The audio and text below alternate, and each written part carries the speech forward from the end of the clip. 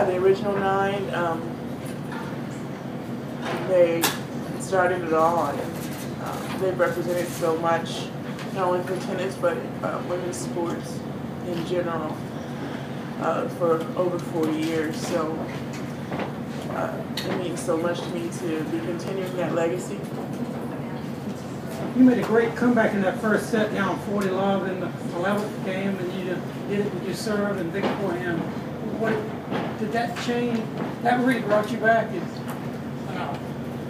Was it the second set or the first? First set, it was 5-5, and you were down 40. Oh my God, that's just crazy. I don't know. I think sometimes you just get so focused, and she's playing so well. But the good thing is that when I get behind, I give even more effort and get even more focused. So I've been playing well from behind lately, which is something you really have to be able to do to win big matches, because you aren't always going to be ahead. I know yesterday you said you were dealing with a bug. Are you feeling better? And you also had your injury looked at on court. So just how are you feeling? Yeah, the injury was just a minor. It was just a blister. So I just had it wrapped and kept going. And yeah, I'm still dealing with the bug, but my goal is just to hang in there until, hopefully it goes away, and then I can just continue to play my way in the tournament and play stronger. But it's definitely a challenge.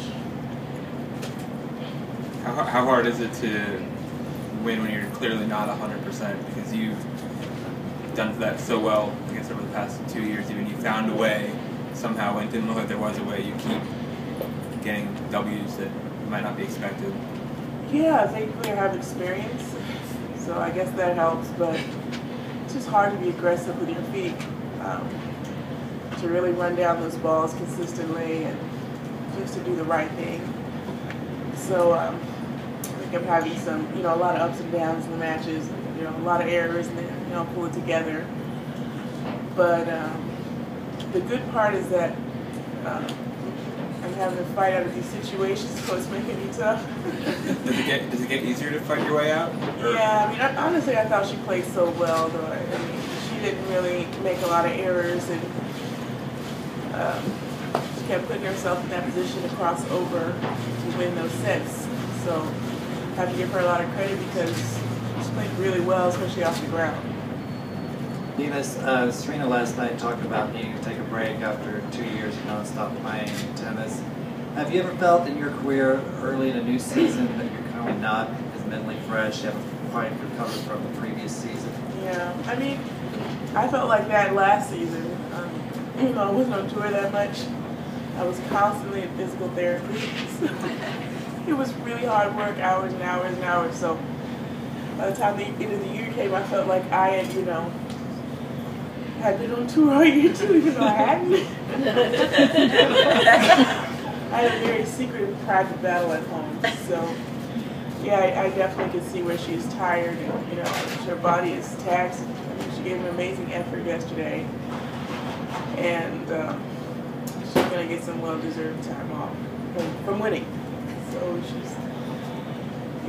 she's a special lady. Venus, another obviously great battle. Competitiveness, the ability to compete, the fire to compete, can that be taught? Can that be learned, or do you think it's just kind of an innate thing that you have when you're 12 years old, when you first pick up a racket, and 20 years later? I think for me, a lot of it I learned early in my career. I don't think it was as instinctual, but I think you just have to have the desire to want to get the best out of yourself. So we're not always going to be the best at everything. So then you figure out how to fill in those gaps of what you're not good at. I learned a lot from Serena in the early 90s, 98, 99. Because she had a lot of heart, and I felt like I needed to learn more, so she was a great role model for me. Yeah, so how do you learn kind of competitiveness? Like, is that like a, you know what I mean? Like, how does that become like an innate thing? You seen The Wizard of Oz, the lion? That's one way. He didn't have a heart, but he wanted it, so he got it. He did what it took. So you have to recognize, hey, I got this issue, let me fix it. You can't just ignore it. So I think for me it was a learned thing. I guess on that note, what advice would you kind of give to the younger players who are coming up and maybe haven't learned that yet? Is there advice that you have for people to kind of learn to be as competitive as you are? I think the main advice is just don't make any excuses. You know, don't make any excuses for yourself. You didn't win the match, guess what? It's you on the court. So figure it out. So whatever it takes to win, obviously in a fair way. Yeah. So I think a lot of times people aren't reprehensible for their own actions. And in sport, if you want to be the best, you have to be. You mentioned those sort of private battles at home you have trying to get back to ready. What's tougher, those private battles or the ones in very public out on the main stadium? Oh my God, they're all tough. That's the best part. That's what makes this game so enjoyable, though, is that it's not easy. Not everyone can do it. Just knowing what you've given to be on top, that is satisfaction in itself, and it crosses over to the rest of your life as well. Do you think that some of the, you mentioned being reprehensible, do you think some of the younger, this generation coming up now has had it easier than you had it, or had it too easy on some level? I think that this generation, and I'm not that old. Yeah. Not yet. People younger than me, I think it's kind of the now generation. Everything is instant. So I think we see things changing with the younger people. Just not as much depth, and I don't know, learning on technology. Things change so fast. How do you think technology, I guess, affects tennis? I'm just curious what you think the link is there. Like I said, everything is instant. Everything is now. I mean, back in the day, you'd have to memorize phone numbers. You wrote them down. Now it's all on your phone, and it's, you know, connected to a server, and so things have changed so much, and I think it makes you use less brain power. There's less effort that goes into everything. Venus, you are sounding kind of old talking like that. So I keep myself doing it. I have a related question. Do you think, because of the things you were talking about a while ago, how you can actually develop parts for young kids, do you think the coaches of the now generation are doing enough of helping develop that, or do you think that they're a little too focused on back end? On the back end? Or, you know, the technical aspect as opposed to the psychological?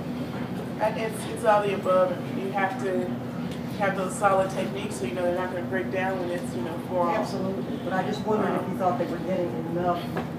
I think so, but you know, like I said, it's different.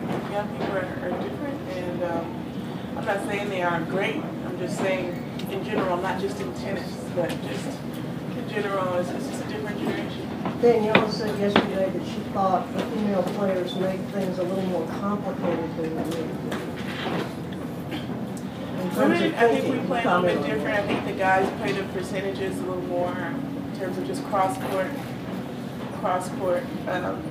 But when I play my opponents, at any time the ball could go down the line, and you just have to be ready for that. Every player plays a little bit different. But I think in some ways it makes women's tennis more exciting because it's not a constantly cross-court rally. The ball's moving around, and so I do like that about women's tennis.